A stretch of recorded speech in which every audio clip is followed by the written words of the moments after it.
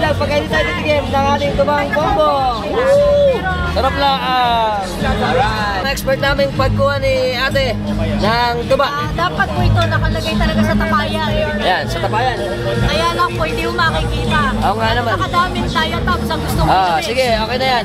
Sige, basta matikman natin. Parang kulang pa. Manginginom talaga eh. Ito po ay hindi bagong harvest. Kaya kasi parang papansin nyo, medyo meron na po. Ito ay hindi chismis.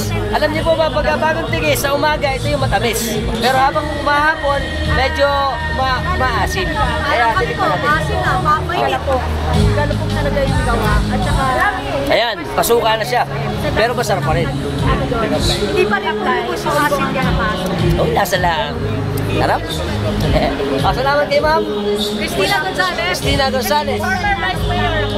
Talaga ba? Hindi ko kilala eh. Siya pa ating former vice mayor. Hi! Nagustuhan yung video natin, share nyo na rin.